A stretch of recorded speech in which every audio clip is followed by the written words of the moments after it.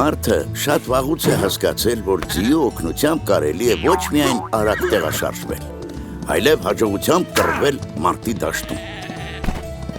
Հնուց ի վեր աշխարհի բոլոր արքաները ցանկանում էին ձիերով հագեցած զորք ունենալ։ Սակայն դրա համար պետք էին ձիեր, մեծ քանակությամբ եւ հատուկ վարժեցված։ Հայկական լեռնաշխարհը ձիաբուծության հնագույն կենտրոններից մեկն էր։ Եվ այստեղ այն միշտ գտնվում էր պետության հովանու ներքո։ Օրինակ, Ուրարտուի ժամանակներից մեզ հայտնի են հսկայական համալիրներ, ախոռներով, մարզարաններով, ձիարշավարաններով։ Ձիերի մասնակցությամբ մշտապես անցկացվում էին մրցումներ ու հանդեսներ։ Դրանցից մեկի ժամանակ Մենուա արքան իր արծիվի ձիու վրա ցատկեց 11 մետր 44 սանտիմետր հեռավորության վրա։ Այդ պատմական ռեկորդը գերազանցվեց միայն 1975 թվականին։ Ձիու դերը մարտի դաշտում ժամանակի ընթացքում փոխվում է։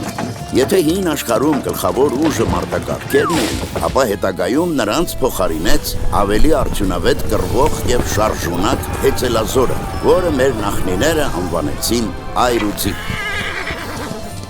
Իսկ ինչ էր պետք մարտունակ այրուձի ունենալու համար։ Տասնյակ հազարավոր ձիերից բացի անհրաժեշտ էին տասնյակ հազարավոր հմուտ ձիավորներ։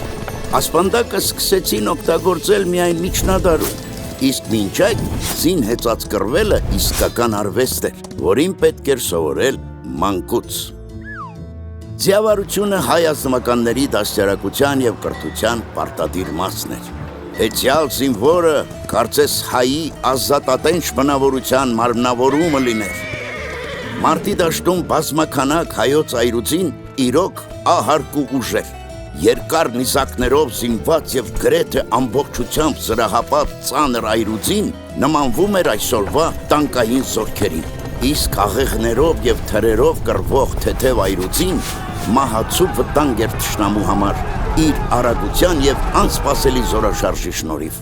Եվ հասկանալի է, թե ինչու Պարսից արքա Դարեհը խնդրեց, որ հայոց այրուձին կռվի իր կողմից Գավգամելայի ճակատամարտում Ալեքսանդր Մակեդոնացու դեմ։ Հայ ձիավորները ջարդեցին եւ փախուստի մատնեցին մակեդոնացիներին։ Եվ եթե Դարեհը ճակատամարտի իր հատվածում լիներ հայերի պես խիզախ, մեծն Ալեքսանդր Մակեդոնացու պատմությունն այդ օրը անփառունակ կավարտվեր։ Սակայն ամենամեծ փառքը հայոց այրուձին վաստակեց հենց հայրենի երկրի համար կռվելով։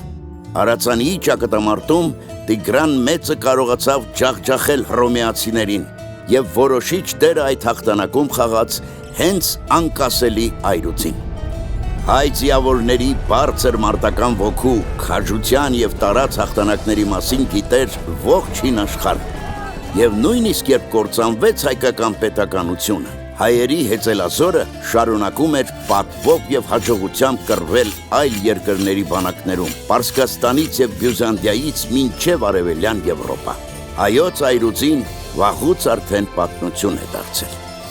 Այսօր մենք հանդիպում ենք նրան միայն անցյալի տարեգրություններում եւ պատմավեպերի էջերում։ Բայց նրա հնում վաստակած փառքը այսօր էլ հպարտությամբ է լցնում մեր սրտերը, քանի որ բոլոր ժամանակներում եւ ամենուր հայոց այրուձին անպարտելի էր, ինչպես անպարտելի է իսկական հայի ոգին։